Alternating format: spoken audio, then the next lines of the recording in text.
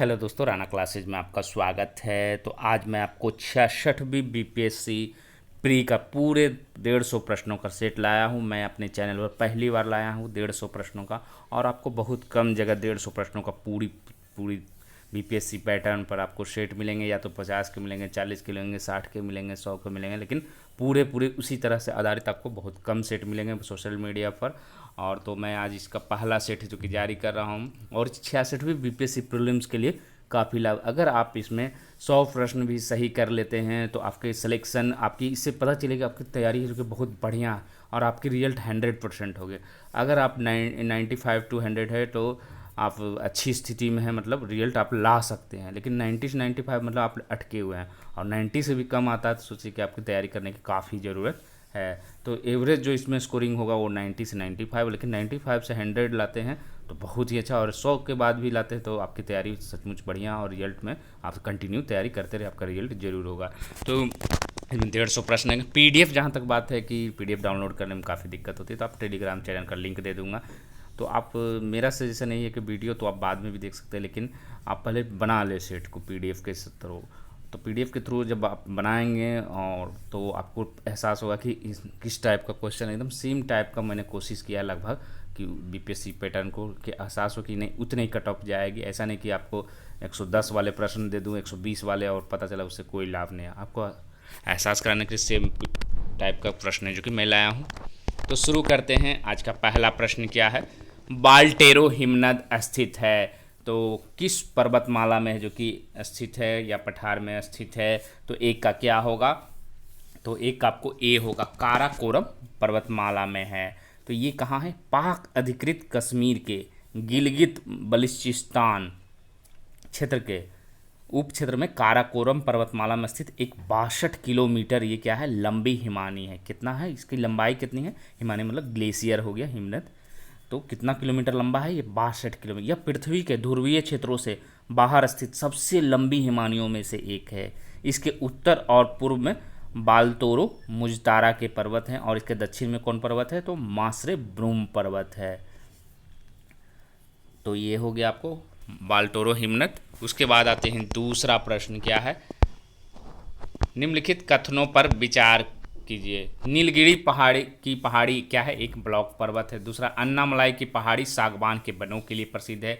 तीसरा है जो कि अन्नामलाई की चोटी पालनी पर्वत का एक भाग है। उपरोक्त में से सही कथन कौन सा है? तो आपको जवाब देना है कि इसमें कौन सा सही कथन है। तो दो का क्या हो जाएगा?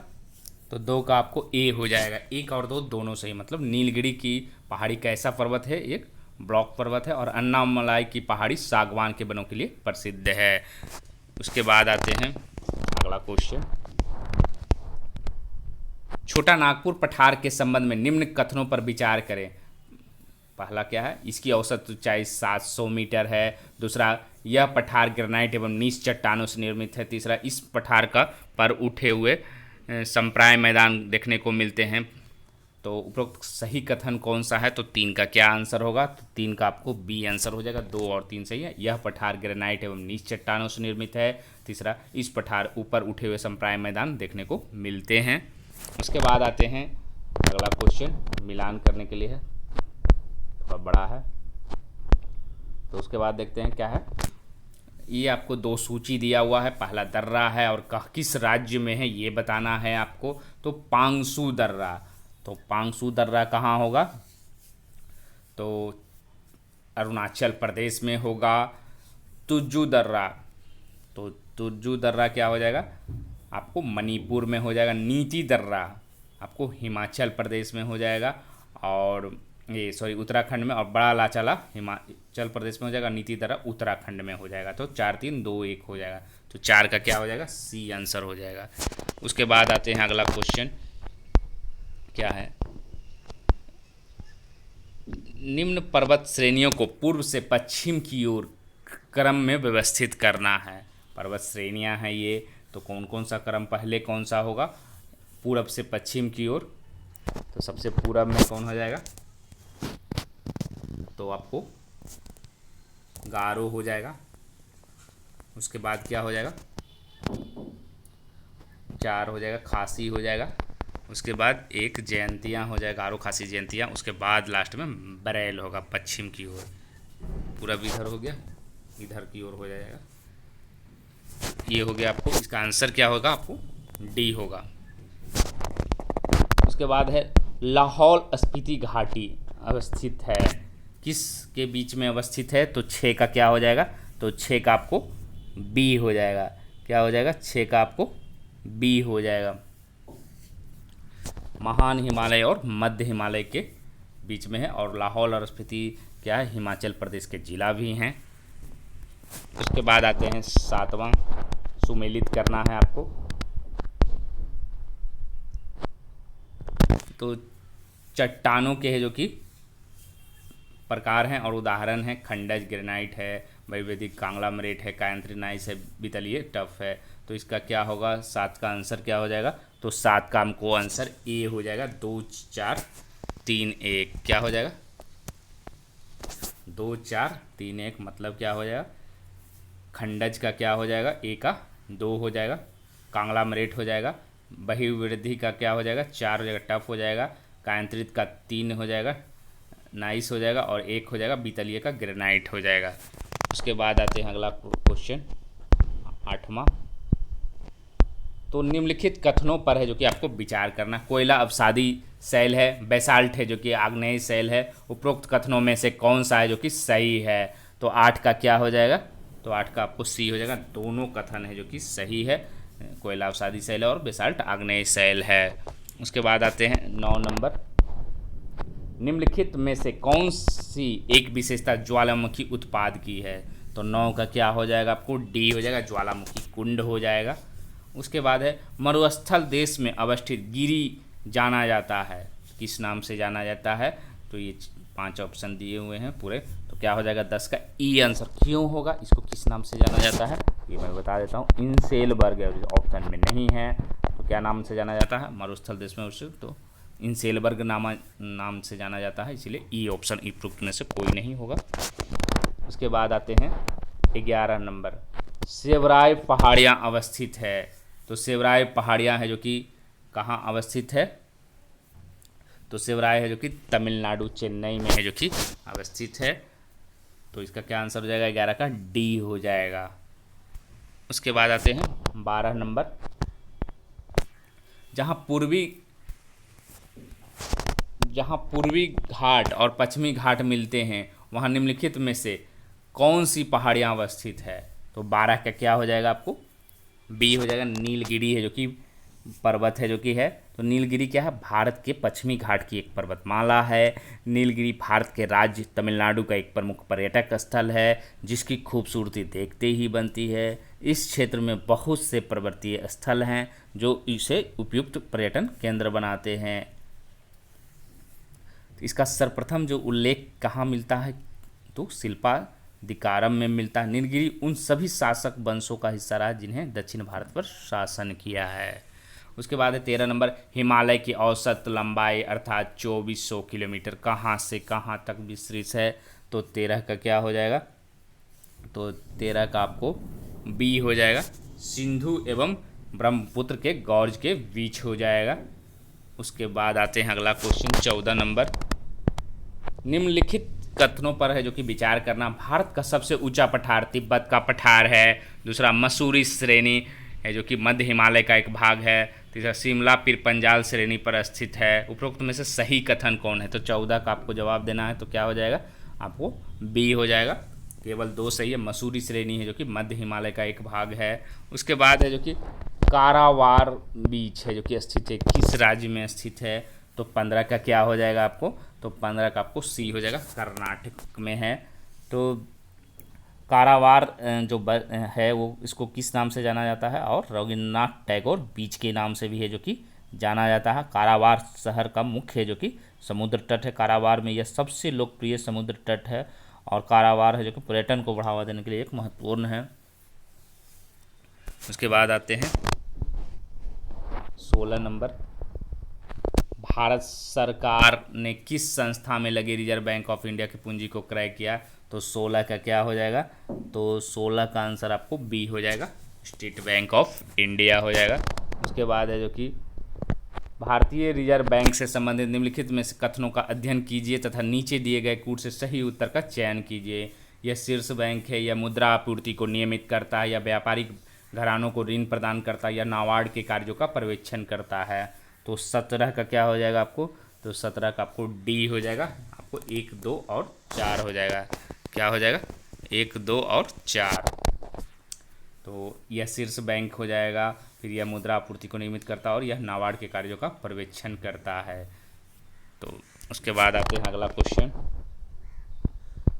बैंकों द्वारा ग्राहक अनुकूलन दृष्टिकोण अपनाए जाने पर मुख्य फोकस निम्नलिखित में किस समिति द्वारा किया गया। तो 18 का क्या हो जाएगा, डी हो जाएगा, दामोदरन समिति द्वारा है जो कि किया गया। उसके बाद है जो कि 19, निम्न में से एक भारतीय मौद्रिक नीति के बारे में निर्णय लेता है। तो 19 का क्या हो जाएगा, तो 19 का आपको बी हो जाएगा, भारतीय रिजर्व बैंक आरबीआई हो जाएगा। इसका गठन कब हुआ था, तो 1935 में हुआ था, और राष्ट्रीयकरण तो 1935 में हो जाएगा। उसके बाद है जो कि आपको 20 नंबर, भारत में मुद्रा क्रिया गुणक को परिभाषित करता है। तो क्या होगा, भारत में मुद्रा क्रिया को जो कि गुणक को परिभाषित करता है। तो 20 का आंसर क्या हो जाएगा, बी हो जाएगा, बृहद मुद्रा बटे आरक्षित मुद्रा है जो कि परिभाषित करता है। उसके बाद 21 नंबर देखते हैं, निम्नलिखित कथनों पर विचार कीजिए। बैंक दर वह ब्याज दर है जो भारतीय रिजर्व बैंक अपने ग्राहकों से उनके अल्पकालिक उधार पर लेता है ब्याज। उसके बाद रेपो दर वह ब्याज दर है जो कि भारतीय रिजर्व अपने ग्राहकों से उनके दीर्घकालिक उधार पर लेता है। उपरोक्त कथनों में से कौन सा है जो कि असत्य है। तो 21 का क्या होगा, डी हो जाएगा। दोनों है जो कि से सही है, ना तो एक गलत है ना ही एक से, मतलब दोनों सही है, डी हो जाएगा। उसके बाद है जो कि अगला है 22 नंबर, भारत में मुद्रास्फीति के संदर्भ में निम्नलिखित कथनों में से कौन सा सही है। तो 22 का क्या हो जाएगा, तो 22 का आपको सी हो जाएगा। घटा हुआ मुद्रा परिचालन मनी सर्कुलेशन मुद्रास्फीति के नियंत्रण में सहायता करता है। तो मुद्रास्फीति होता क्या है, तो मुद्रास्फीति का अर्थ यह होता है जब किसी अर्थव्यवस्था में सामान्य कीमत स्तर लगातार बढ़े और मुद्रा का मूल्य क्या हो जाता है, कम हो जाता है। यह क्या है, एक गणितीय आकलन पर आधारित एक क्या है, अर्थशास्त्रीय अवधारणा, जिससे बाजार में क्या होता है, मुद्रा का प्रसार तथा वस्तुओं की कीमतों में वृद्धि या कमी की गणना की जाती है। उदाहरण के लिए अगर समझते हैं तो 1990 में 100 रुपये में जितना सामान आता था, अगर 2000 में उसे खरीदने के लिए 200 रुपये व्यय करने पड़े तो माना जाएगा मुद्रास्फीति जो कि 100% बढ़ गई। उसके बाद है जो कि अगला, रुपये की परिवर्तनीयता से क्या तात्पर्य है। तो रुपये की परिवर्तनीयता से क्या तात्पर्य है, तो 23 का क्या आंसर हो जाएगा, तो 23 का हो जाएगा आपको सी हो जाएगा।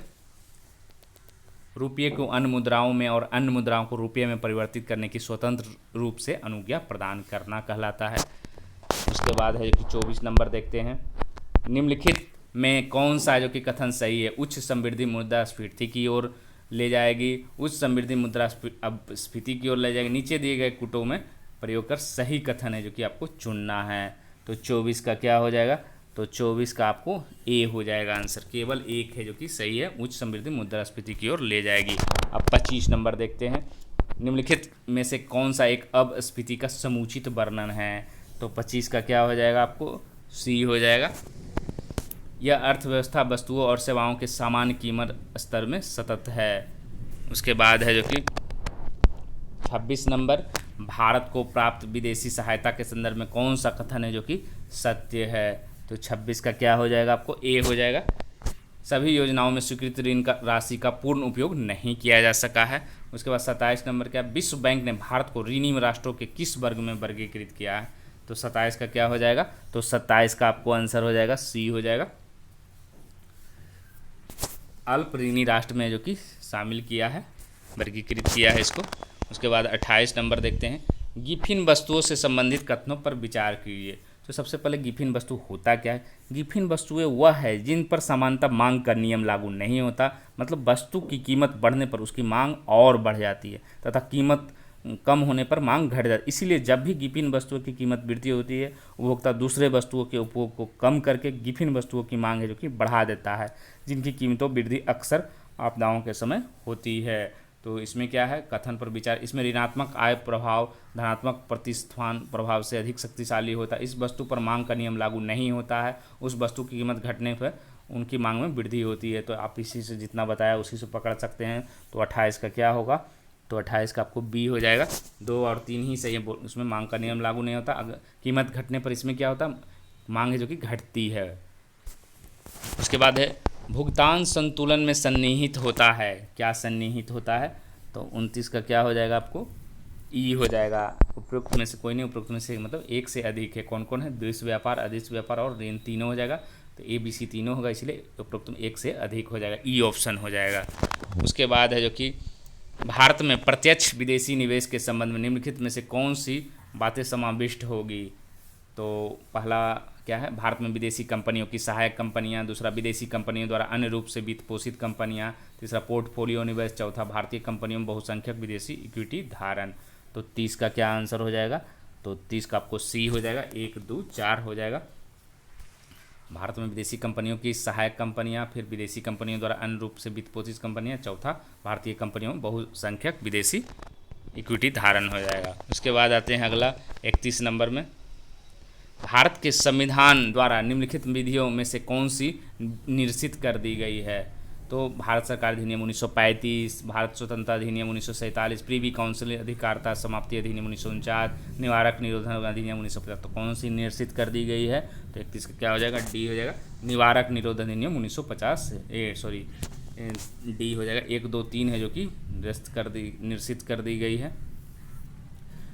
उसके बाद है जो कि अगले 32 नंबर, निम्न कथनों पर है जो कि विचार करना है। पहला क्या, भारत की संविधान सभा द्वारा नया संविधान बनाने तक वर्ष 1935 के भारत सरकार अधिनियम को संशोधित करके भारत का अंतिम संविधान बनाया गया था। दूसरा, संविधान सभा मात्र संविधान गठन करने के निकाय के रूप में ही कार्यरत रही, न कि भारत की अंतिम संसद के रूप में। तो 32 का क्या होगा, तो 32 का आपको सी हो जाएगा, 1 और 2 दोनों हो जाएगा।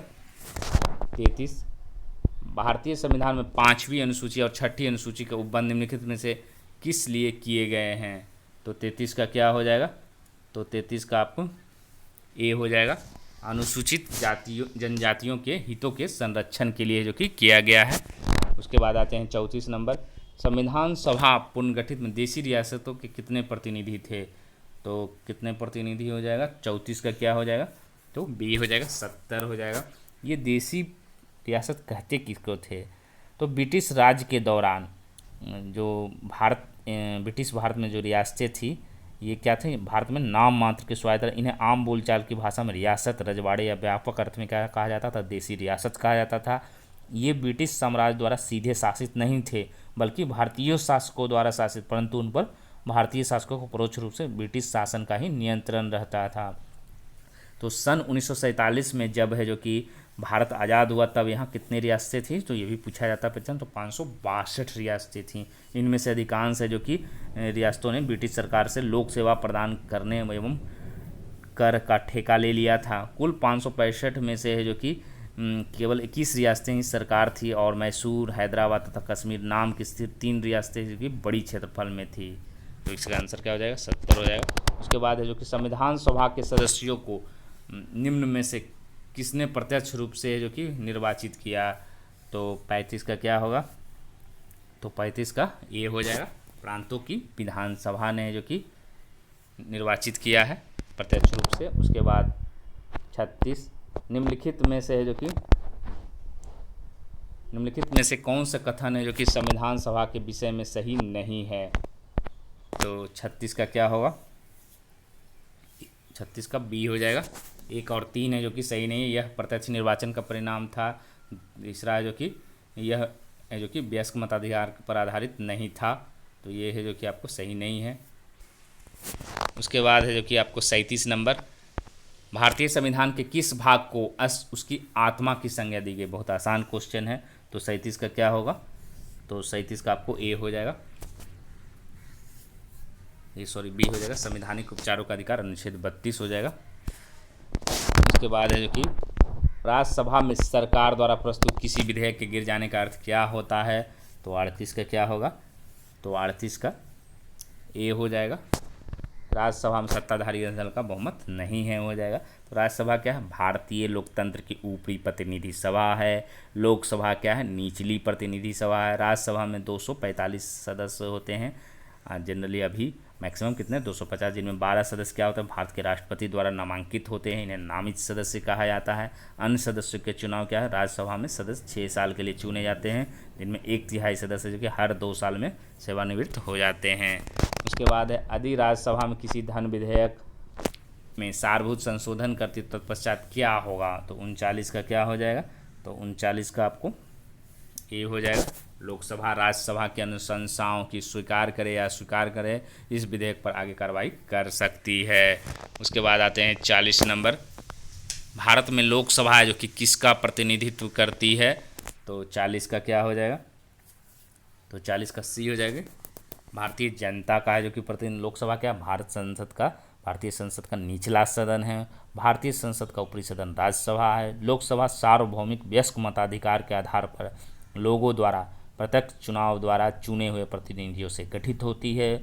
भारतीय संविधान के अनुसार सदन में सदस्यों की अधिकतम संख्या कितनी हो सकती है? 552, जिसमें 530 सदस्य विभिन्न राज्यों का और 20 सदस्य तक केंद्र शासित प्रदेश का प्रतिनिधित्व कर सकते हैं। सदन में पर्याप्त प्रतिनिधित्व नहीं होने की स्थिति राष्ट्रपति यदि चाहे तो आंग्ल भारतीय समुदाय के 2 प्रतिनिधियों को लोकसभा के लिए मनोनीत कर सकता है। उसके बाद है, लोकसभा व राज्यसभा की शक्तियाँ समान हैं, किस चीज़ में समान है, किस संबंध में समान है? तो 41 का क्या हो जाएगा? ई हो जाएगा।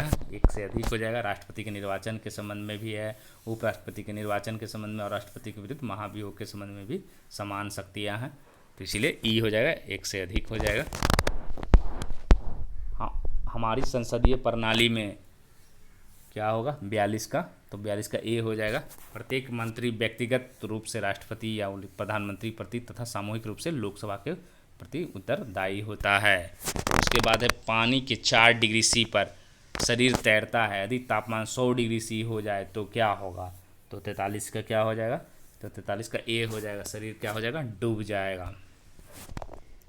उसके बाद आते हैं 44, जब कोई जहाज नदी से समुद्र में जाता है तो क्या होगा? 44 का क्या हो जाएगा? ए हो जाएगा, वह कुछ ऊपर उठता है। उसके बाद 45, निम्नलिखित में से कौन सा एक पृष्ठ तनाव का परिणाम नहीं है? तो 45 का क्या हो जाएगा? तो 45 का आपको सी हो जाएगा, द्रव का एक केशिका में चढ़ना जो कि परिणाम नहीं है। तो पृष्ठ तनाव होता क्या है? तो किसी द्रव के सतह या पृष्ठ का एक विशिष्ट गुण है। दूसरों शब्दों में कहें तो पृष्ठ तनाव के कारण ही द्रवों का पृष्ठ एक प्रकार की प्रत्यास्था का गुण प्रदर्शित करता है। पृष्ठ तनाव के कारण और क्या क्या होता है? पारे के बिंदु गोल आकार धारण कर लेती है, न कि अन्य रूप में जैसे घनाकार। पृष्ठ तनाव के द्रव अपने पृष्ठ क्षेत्रफल न्यूनतम करने की कोशिश करते हैं। इसका क्या होगा? इसका परिणाम नहीं है, द्रव का एक केशिका में चढ़ना, सी हो जाएगा 45 का। 46, भोथरे चाकू, मतलब जो कटता नहीं है, बहुत धीमा कटता है, तो चाकू से चीज़ों को काटना मुश्किल होता है, क्यों होता है? तो 46 का क्या हो जाएगा? आपको सी हो जाएगा, किसी दिए गए बल के दाब को भोथरा चाकू कम कर देता है। उसके बाद है कि अगला क्या होगा? 47 नंबर, एक मनुष्य द्वारा भूमि पर लगाया गया दबाव सबसे अधिक कब होता है? तो 47 का क्या होगा? तो 47 का आपको बी हो जाएगा, जब एक पैर की पादांगुली पर खड़ा है। फिर है आपको 48, स्कूबा डुबकी डाइविंग में पृष्ठ तनाव की ओर अवरोहण करते समय फेफड़ों को फट जाने का खतरा था, इसका तात्पर्य क्या है? तो 48 का क्या हो जाएगा? बी हो जाएगा, बॉयल का नियम हो जाएगा। उसके बाद है जो कि 49, एक आयताकार बर्फ के टुकड़े का आधा हिस्सा सफ़ेद कपड़े के टुकड़े से लपेटा जाता है, जबकि दूसरा आधा हिस्सा काले कपड़े से लपेटा जाता है। इस संदर्भ में निम्नलिखित कथनों में कौन सा एक सही है? तो 49 का क्या हो जाएगा? तो 49 का ए हो जाएगा, काले कपड़े से लपेटे गए हिस्से में बर्फ़ अधिक आसानी से पिघलता है। उसके बाद आते हैं 50, पृथ्वी से 2 किलोमीटर ऊपर उड़ते हुए किसी वायुयान से एक ईंट ऊर्ध्वाधर फेंके तो ईंट क्या होगा? तो 50 का क्या हो जाएगा? तो 50 का आपको सी हो जाएगा, स्थिर त्वरण से जो कि गिरेगा। 51, जब एक द्रव्यमान किसी तल के एक स्थिर बिंदु के परे तक घुमाया जाता है तो उसका कोणीय संवेग अनुदिश होता है, तो क्या होगा? किसके अनुदिशित होता है? तो तो 51 का ए हो जाएगा। त्रिज्या के जो कि अनुदिश होगा 52। एक ठोस गोला डिस्क वलय जिनके द्रव्यमान व त्रिज्या समान है, एक घर्षणहीन आनत तल के नीचे समान ऊंचाई से एक साथ लुढ़कते हैं, इस संदर्भ में कौन सा कथन है जो कि सही है? तो 52 का क्या हो जाएगा आपको? बी हो जाएगा। गोल सतह है, गोला है जो कि सबसे पहले तली पर पहुंचेगा। उसके बाद 53 क्या? एक रेसिंग कार किसी सीधी सड़क पर विरामावस्था से त्वरण लेते 25 सेकंड में 50 मीटर प्रति सेकंड चाल प्राप्त करती, यह मानते हुए कि कार का त्वरण पूरे समय के दौरान एक समान इस समय में तय की गई दूरी है जो कि क्या होगी? तो 53 का क्या हो जाएगा? सी हो जाएगा, 2500 मीटर हो जाएगा। उसके बाद है जैविक उत्प्रेरक क्या होता है? तो 54 का क्या हो जाएगा आपको? जैविक उत्प्रेरक क्या हो जाएगा? एक एंजाइम है, और ये होता क्या है? एक जैविक है जो कि एक अणु आमतौर पर प्रोटीन मूल का होता है, जो जीवित प्राणियों के अंदर होने वाली रासायनिक प्रतिक्रियाओं को तेज करने की क्षमता रखता है। उत्प्रेरक प्रोटीन अणु एंजाइम होते हैं और आरएनए प्रकृति के होते हैं। उसके बाद है जो कि 55 प्रमोटर कार्य करता है। तो प्रमोटर पहले समझेंगे प्रमोटर होता क्या है। प्रमोटर क्या है? एक डीएनए का एक अनुक्रम होता है जिसमें प्रोटीन बांधते हैं, जो डीएनए के बहाव से एकल आरएनए के प्रतिलेखन को आरंभ करते हैं। यह आरएनए एक प्रोटीन को एनकोड कर सकता है। तो प्रमोटर कार्य क्या करता है? 55 का क्या हो जाएगा? बी हो जाएगा। उत्प्रेरक की सतह अधिक असमतल बनाकर है जो कि कार्य करता है। 56 किसी रासायनिक अभिक्रिया में धन उत्प्रेरक की भूमिका क्या है? तो 56 का क्या हो जाएगा? ए हो जाएगा। यह अभिक्रिया दर की बढ़ाता है। उसको 57 निम्न में से कौन सा एक कथन सत्य है? तो कौन सा है जो कि सत्य है इसमें? 57 का बी हो जाएगा। एंजाइम उत्प्रेरक पदार्थ है। फिर है एक उत्प्रेरक पदार्थ है जो क्या करता है? तो 58 का क्या हो जाएगा? बी हो जाएगा। अब क्रिया में भाग नहीं लेता लेकिन इसकी गति को बढ़ा देता है। फिर है निम्न कथनों में कौन सा सही है? क्रिस्टलीय पदार्थ कोलाइड को चर्मपत्र द्वारा विसरण क्रिया के माध्यम से पृथक करना अपोहन कहलाता है। दूसरा, अपोहन का प्रयोग रक्त के शुद्धिकरण में किया जाता है। तो 59 का क्या हो जाएगा? सी हो जाएगा। 1 और 2 दोनों हो जाएगा, सत्य है। उसके बाद 60 है, देखते हैं निम्नलिखित में से कौन सी व्याधियाँ हैं जो कि आनुवांशिक रोग है? तो 60 का क्या हो जाएगा आपको? ए हो जाएगा।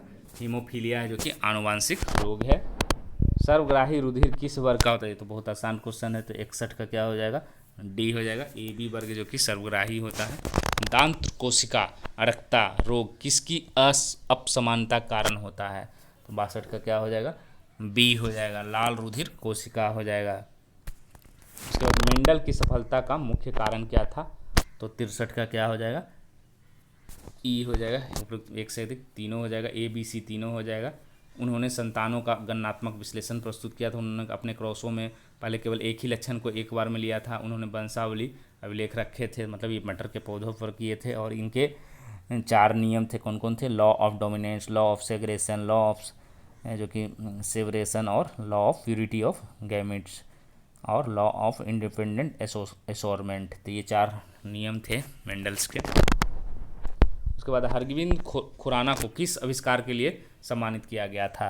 तो 64 का क्या हो जाएगा? तो 64 का बी हो जाएगा। जीन संश्लेषण के लिए जो कि सम्मानित किया गया था। 65 निम्नलिखित में कौन सा युग में जो ठीक प्रकार से मिलाया गया है?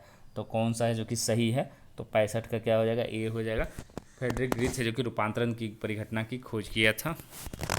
उसके बाद है जो कि एक वर्णांध पुरुष विवाह एक ऐसी समान स्थिति जिसके माता पिता की दृष्टि भी समान थी। उनके बच्चे निम्नलिखित में कितने प्रतिशत वर्णांध होने की संभावना है?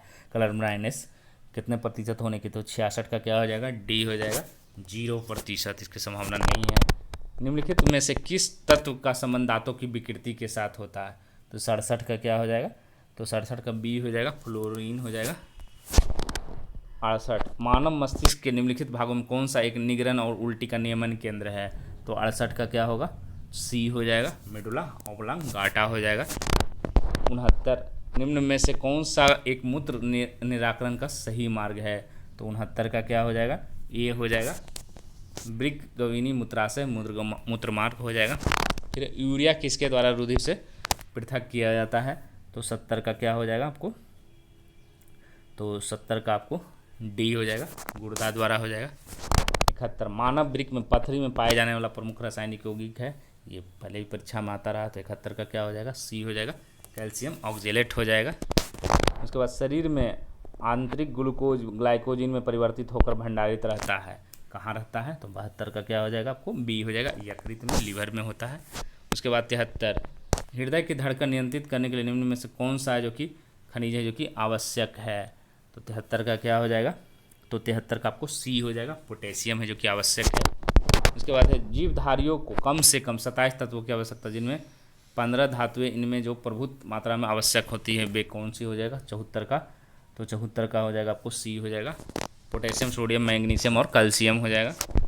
निम्नलिखित में से कौन सा मंदिर है जो कि चोलों से संबंधित नहीं है, तो 75 का क्या हो जाएगा, तो 75 का आपको सी हो जाएगा, कैलाशनाथ है जो कि कैलाशनाथ मंदिर कहाँ है, तो कांचीपुरम में स्थित एक हिंदू मंदिर है। यह शहर के पश्चिम दिशा में स्थित यह मंदिर कांचीपुरम का सबसे प्राचीन और दक्षिण भारत के सबसे शानदार मंदिरों में एक है। इस मंदिर की स्थापना किसके द्वारा किया गया था, तो 8वीं शताब्दी में पल्लव वंश के राजा सिम्हा ने अपनी पत्नी की प्रार्थना पर बनवाया था। मंदिर के अग्रभाग का निर्माण राजा के पुत्र महेंद्र वर्मन तृतीय ने करवाया था। मंदिर में देवी पार्वती और शिव की नृत्य प्रतियोगिता को दर्शाया गया। यह द्रविड़ शैली का मंदिर है। उसके बाद किसके शासनकाल में जो कि गंगैकोंड चोल परम चोल साम्राज्य की राजधानी बनी, तो किसके बनी, तो 76 का क्या हो जाएगा आपको, बी हो जाएगा, राजेंद्र प्रथम। उसके बाद 77 देखते हैं, राजपूत वंश के किस राजा ने एक प्रसिद्ध मस्जिद के पुनर्निर्माण के लिए जो कि दान दिया था, तो 77 का क्या हो जाएगा, डी हो जाएगा, जय सिंह सिद्धराज। रानी दिद्दा कश्मीर की महत्वाकांक्षी शासिका थी, जिनके बारे में कहा जाता है कि उसने अपने पति की हत्या करवाई। निम्न में से किस वंश से संबंधित थी, तो 78 का क्या हो जाएगा आपको, सी हो जाएगा, उत्पल वंश की थी। तो रानी दिद्दा है जो कि 1958 ईस्वी में से लेकर इनका जन्म हुआ था 1003, ये कश्मीर की महारानी थी। महारानी दिद्दा जो कि राजा सिंह राज की पुत्री और कुंभा के हिंदू शाही भीम शाही की पौत्री थी। सन 950 में दिद्दा का पति सम्राट क्षेमगुप्त जो कि कश्मीर के राज सिंहासन पर बैठा। राजा के अस्वस्थ हो जाने के पर जो कि महारानी दिद्दा ने सम्राट क्षेमगुप्त एवं प्रशासन की डोर इतनी व्यवहार कुशलता से पकड़ी कि लोग सम्राट दीक्षाभूम कहने लगे। और 958 में इनके पति की जो कि मृत्यु हो गई है, कहा जाता है कि यह हत्या करवाई थी। उसके बाद है जो कि आते हैं 800 से 1200 ईस्वी तक भारतीय समाज की मुख्य विशेषता थी, तो 79 का क्या हो जाएगा, ए हो जाएगा, सामंतवाद हो जाएगा, क्या हो जाएगा, सामंतवाद हो जाएगा। किस वर्ष की सीमाएं है जो कि सपदल लाच नाम से जानी जाती थी, तो 80 क्या हो जाएगा, बी हो जाएगा, चौहान वंश का सपद, ये जो है सपद लाच होता क्या था, तो चौहान प्रारंभ में जांगल देश में जो कि निवास करते और उसके बाद सांभर झील के आसपास जो क्षेत्र पर जो कि सपाद लच कहलाया था। इस स्थान पर बसने के कारण ही सपदलाच के चौहान कहलाए। सांभर झील के आसपास के क्षेत्र इनका राज्य होने के कारण यह क्या कर रहा है, शाकंभरी भी कहलाए। उसके बाद कि पाल प्रतिहार में और राष्ट्रकूट में जो त्रिकोणीय संघर्ष प्रारंभ हुआ था, इस संघर्ष में अंतोगतवा जो किसे सफलता मिली थी, तो 81 का क्या हो जाएगा, बी हो जाएगा, प्रतिहार को मिला था। उसके बाद है जो कि 82, निम्न में से किस शासक ने अपने राज्य में जुआ या धुत कीड़ा बंद करने का कठोर कदम उठाया था, तो 82 का क्या हो जाएगा, ए हो जाएगा, जय सिंह सिद्धराज ने। निम्न में से कौन सा स्थान महोदय कहलाता था, तो 83 का क्या हो जाएगा आपको, ए हो जाएगा, कन्नौज है जो कि महोदय कहलाता था। उसके बाद है जो कि 84, सप्तांग सिद्धांत किसने प्रतिपादित किया था, सप्तांग सिद्धांत होता क्या है, तो इस प्रतिपादित कौन किया था, तो कौटिल्य किया था। तो कौटिल्य ने इस सिद्धांत में राज्य के 7 अंगों का वर्णन किया है। सप्तांग 2 शब्दों से मिलकर बना है, सप्त यानी 7 और अंग यानी हिस्से। कौटिल्य ने राज्य के सभी अंगों की तुलना शरीर के अंगों से की है। जिस तरह मानव शरीर का अपना महत्व है जो शरीर को उपयोगी और काम के योग्य बनाता है, इसी तरह कौटिल्य ने क्या किया, राज्य के 7 अंगों का महत्वपूर्ण वर्णन किया जो किसी राज्य को चलाने या उसकी रक्षा करने के लिए बहुत ही महत्वपूर्ण है। 7 अंग जो कि इसके थे। उसके बाद 85, निम्नलिखित में से किस मौर्य स्तंभ या किन स्तंभों पर सिंह शीर्ष का है, तो कौन कौन है, सारनाथ स्तंभ, सांची स्तंभ, कोलुहा स्तंभ, लौरिया नंदनगढ़ स्तंभ, तो 85 का क्या हो जाएगा, तो 85 का आपको डी हो जाएगा, सभी पर है, 1 2 3 4 हो जाएगा, चारों पर है। उसके बाद है जो कि अशोक ने गया जिले में बराबर पहाड़ी पर किसके लिए जो कि गुफाएं खुदवाई थी? तो 86 का क्या हो जाएगा? ए हो जाएगा, आजीवक के लिए करवाया था। उसके बाद निम्नलिखित में से कौन सा कथन है जो कि सही नहीं है? तो 87 क्या हो जाएगा? डी, अशोक जो कि बिंदुसार का छोटा भाई था, ये सही नहीं है। 87 का डी हो जाएगा। उसके बाद 88 आते हैं, निम्नलिखित में से कौन सा एक सही नहीं है? तो इसमें कौन सा सही नहीं है? 88 का बी हो जाएगा, भारत में गृहदास सर्वप्रथम मौर्य काल में ही पाए गए थे, ये सही नहीं है। निम्न में से कौन सा कथन सही नहीं है? तो 89 का क्या हो जाएगा? डी हो जाएगा, मेगास्थनी नौसेना की चर्चा नहीं करता है, ये जो कि असत्य है। उसके बाद सम्राट अशोक का एकमात्र उत्कीर्णशिला रूप चित्र कहाँ पर पाया जाता है? तो 90 का क्या हो जाएगा? सी हो जाएगा। आज क्या हो जाएगा? 90 का सी, कन्नग हल्ली हो जाएगा। क्या हो जाएगा? कन्नग हल्ली। उसके बाद आते हैं 91, दादा भाई नौरोजी के विषय में निम्नलिखित में से कौन सा एक कथन है जो कि असत्य है? तो 91 का क्या हो जाएगा? डी हो जाएगा, उन्होंने 4 बार भारतीय राष्ट्रीय कांग्रेस की अध्यक्षता की, 3 ही बार किए थे।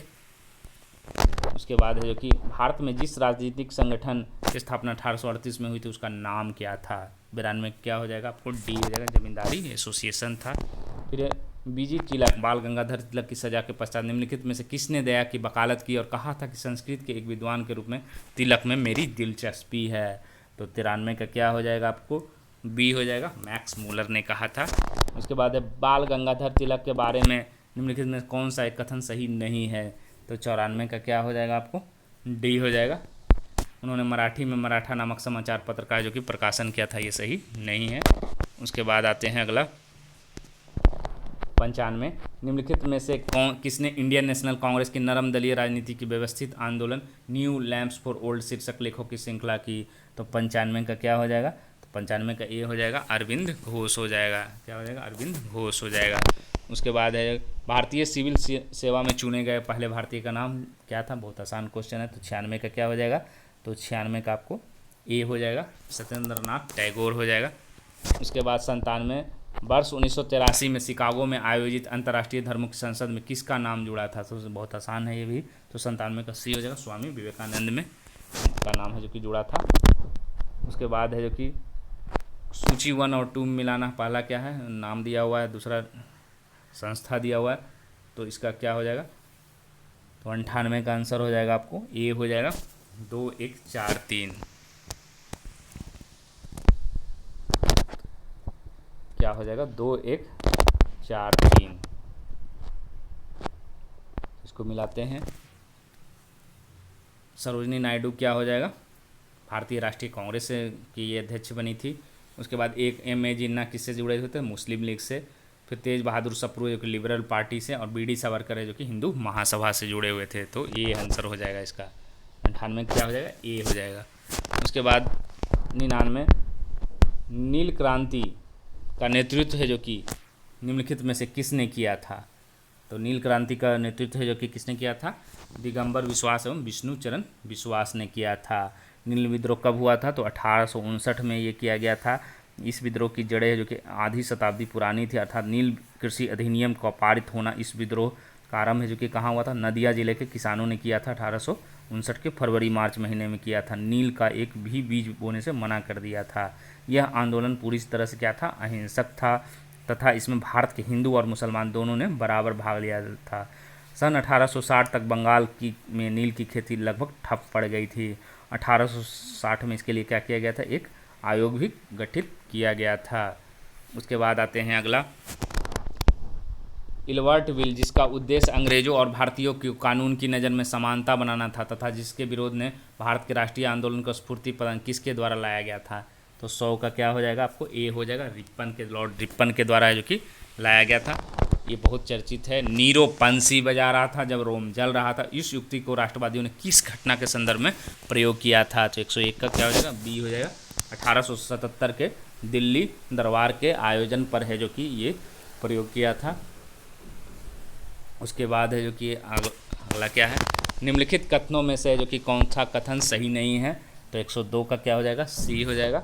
गीता रहस्य पुस्तक है जो कि बिपिन चंद्र पाल द्वारा रचित किया गया था, ये गलत है।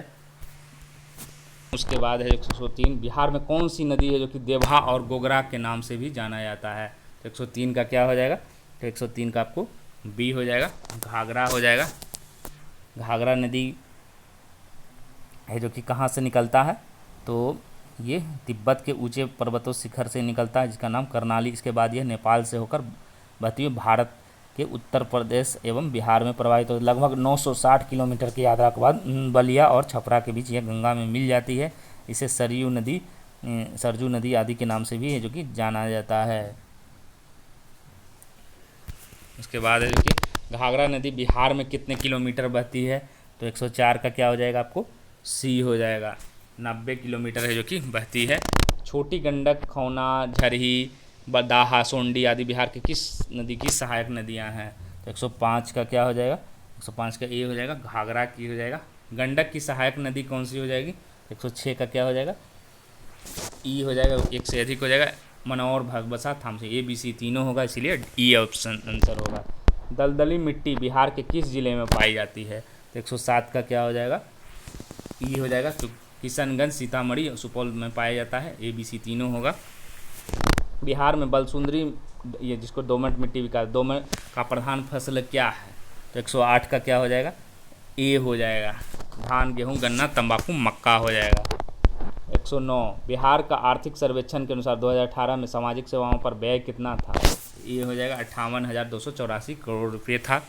उसके बाद बिहार आर्थिक सर्वेक्षण के अनुसार 2018-19 में स्थिर मूल्य पर राज्य की अर्थव्यवस्था में वृद्धि कितना हुई थी? ई हो जाएगा, कितना हुआ था? 10.53% हो जाएगा। ऑप्शन में नहीं है इसलिए 10.53 ई आंसर हो जाएगा। इसके बाद अब आते हैं मैथ पर, क्योंकि मैथ 10 रहता है इसमें। तो क्या क्वेश्चन, एक लड़का कुछ संतरे 16 रुपये में 9 संतरे की दर से खरीदता है और 20 रुपये में 11 संतरे की दर से बेचता है, तो उसका लाभ प्रतिशत क्या होगा? तो इसका बनेगा कैसे? तो 9 संतरे का 16 हो जाएगा, 16 गुने 11 हो जाएगा, मतलब 176। 11 संतरे का कितना हो जाएगा? 20 गुने 9, 180। तो 180 माइनस 76 बटे 176 गुने 100, 25 बटे 11 हो जाएगा प्रतिशत की, जो कि लाभ हो जाएगा, डी हो जाएगा। उसके बाद एक नई कार की कीमत 3,60,000 रुपये है। प्रथम 2 वर्षों के दौरान कीमत 10% वार्षिक दर से घटती, उसके बाद 20% दर की तीसरे वर्ष के अंत में कारों की क्या कीमत होगी? तो उसका 3 वर्ष का कार का मूल्य क्या हो जाएगा? इस तरह से बनाना होगा, 3,60,000 हो जाएगा, 1 माइनस जो कि पहला 10/100 हो जाएगा, फिर दूसरा क्या हो जाएगा? 1 माइनस 10/100, फिर तीसरा क्या हो जाएगा? 1 माइनस 20/100। तो कितना हो जाएगा? 23,000, ये 2,33,280। तो ये हो जाएगा 2,33,000, डी आंसर हो जाएगा। 113 का क्या होगा? 729 लीटर मिश्रण में दूध और पानी का अनुपात 7:2 है। मिश्रण में कितना पानी मिलाया जाए ताकि नए मिश्रण में यह अनुपात 7:3 हो जाएगा? तो दूध की मात्रा कितना हो गया? 7/9 हो गया। तो कितना हो जाएगा? 7/9/7 गुने 729, तो बराबर 567 हो गया दूध की मात्रा। पानी की मात्रा कितना हो गया? 162 हो गया, 2/9 गुने 729। तो इसको सॉल्व करने पर क्या आ जाएगा? 81 लीटर है जो कि आपको और मिलाना पड़ेगा, ये आंसर हो जाएगा। उसके बाद किसी धन पर 5% है जो कि वार्षिक दर से 3 वर्ष का साधारण ब्याज 1200, इसी दर पर है, धन पर है, इसी दर से इतने ही समय चक्रवृद्धि ब्याज कितना होगा? तो इसका है जो कि निकालना है। तो सबसे पहले क्या निकालना पड़ेगा? आर का मान निकालना पड़ेगा। तो आर का मान क्या हो जाएगा? 120, 800, ये 1200 हो जाएगा। इसमें 120 रुपया हो जाएगा, साधारण ब्याज 120। तो इसको बनाने से क्या हो जाएगा? इसका आंसर कितना हो जाएगा? 992 रुपया हो जाएगा। सॉरी, इसका जो है 114। तो इसको बनाने की कोशिश करता हूँ मैं। 1200 बराबर पी गुने 5 गुने 3/100। पी बराबर कितना आ गया? 8,000 रुपया। तो इससे आप निकाल सकते हैं। तो इसको निकालने में कितना आ जाएगा? 1261 हो जाएगा। सूत्र क्या होता है? P into 1 plus R/100 into Q-1 होता है। उसके बाद 15 मीटर 17 सेंटीमीटर लंबे तथा 9 मीटर 2 सेंटीमीटर चौड़े एक कमरे के फर्श को बिछाने के कम से कम कितनी वर्गाकार टाइल्सें लगेगी? तो 1500, 17 और 902 का लघुत्तम निकाल दीजिए मीटर में निकाल कर। 1500 17 और 902 का महत्तम समावर्तक क्या हो जाएगा, 41 हो जाएगा। तो आवश्यक वर्गाकार टाइलों की संख्या क्या हो जाएगा, तो 1517 गुने 902 गुने क्या हो जाएगा, 41 गुने 41। इसको बनाने पर क्या हो जाएगा, 814 हो जाएगा, ए हो जाएगा। उसके बाद है एक आदमी के पास 1 रुपये, 5 रुपये तथा 10 रुपये कुछ नोट है जिसका मूल्य 480 रुपये। प्रत्येक अंकित मूल्यों में नोटों की संख्या, उसके पास कुल कितने नोट हैं। तो इसका कैसे बनेगा, तो 1 रुपये 5 रुपये का रहेगा, मान लिया नोटों की संख्या x हो गया, तो x हो गया, फिर दूसरा क्या 5x इंटू 10x हो जाएगा। तो कुल मान कितना है 480, 16x बटा 480, तो 30 x बराबर 30 आ जाएगा। तो इसके हिसाब से कितना आ जाएगा, 30 गुने 3 90 हो जाएगा, डी हो जाएगा। फिर यदि 2494 को भागा है जो कि 14.5 से देने पर 172 आता है, तो 24.94 1.45 भाग देने पर क्या हो जाएगा, तो 117 का क्या हो जाएगा, 17.2 हो जाएगा, सी आ जाएगा। फिर एक आयत की लंबाई 4 मीटर है एवं इसका क्षेत्रफल 12 वर्ग मीटर है, तो इसका आयत का विकर्ण कितना लंबा होगा, तो 118 का क्या हो जाएगा, तो 118 का सी हो जाएगा, 5 मीटर हो जाएगा। कैसे होगा, तो लंबाई गुने चौड़ाई बराबर कितना है 12, तो चौड़ाई कितना हो जाएगा 12/4 3 हो जाएगा। तो आयत का विकर्ण क्या होता है, l square plus b 4 square plus 3 का स्क्वायर 16 9 25 मतलब √25 5 हो जाएगा। ए और बी विषम संख्या है, तो निम्नलिखित में कौन सी सम संख्या होगी, तो 119 का क्या हो जाएगा, तो 119 का आपको ए हो जाएगा, ए प्लस बी हो जाएगा। फिर है एक आदमी 16 किलोमीटर प्रति घंटा दर से अपने घर से डाकघर तक जाता है, वहाँ जाने से उसे 45 मिनट लगते हैं, तो उसके लिए डाकघर कितनी दूरी है, तो 45 मिनट 16, तो इसको आसान है इसका निकालना, तो 16 गुने क्या हो जाएगा 45/60 मतलब 12 किलोमीटर हो जाएगा, ये हो जाएगा। अब करेंट अफेयर्स आ गया, तो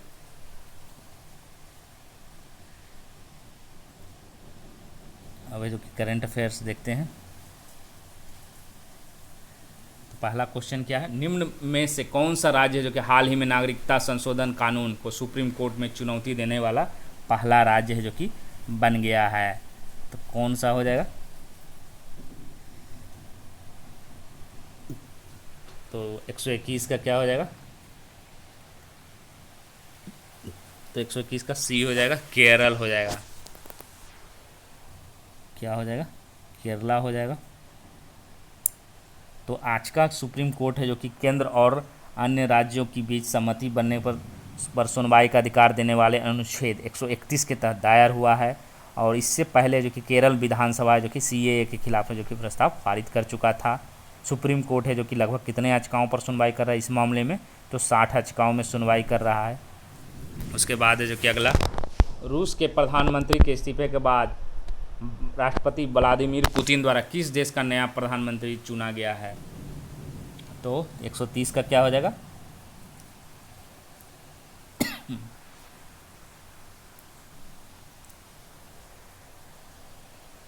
तो वो 121 के बाद 122 होगा।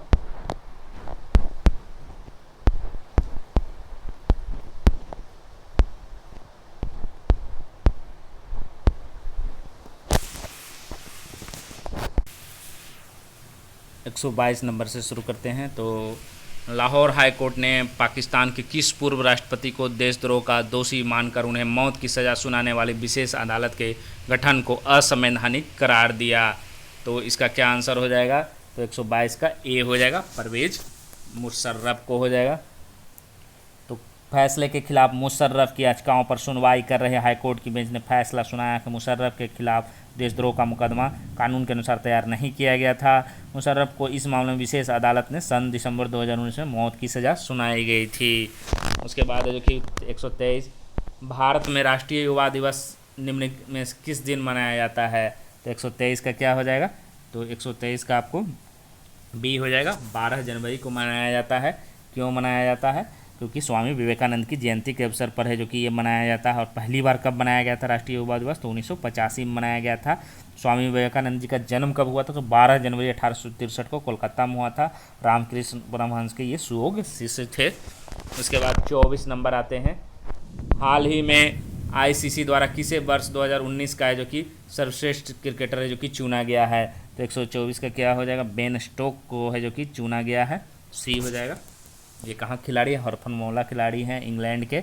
और विराट कोहली को ICC spirit of cricket award चुना गया है। ये पुरस्कार कब दिया गया था? तो आईसीसी द्वारा 15 जनवरी 2020 को दिया गया था। उसके बाद है निम्नलिखित में से किसे जो कि हाल ही में सीआरपीएफ का नया महानिदेशक चयनित किया गया है? तो एपी माहेश्वरी को जो कि नियुक्त किया गया है। और ये 1984 बैच के उत्तर प्रदेश कैडर के हैं। पहले कहाँ थे? विशेष आंतरिक सुरक्षा में थे, गृह मंत्रालय में।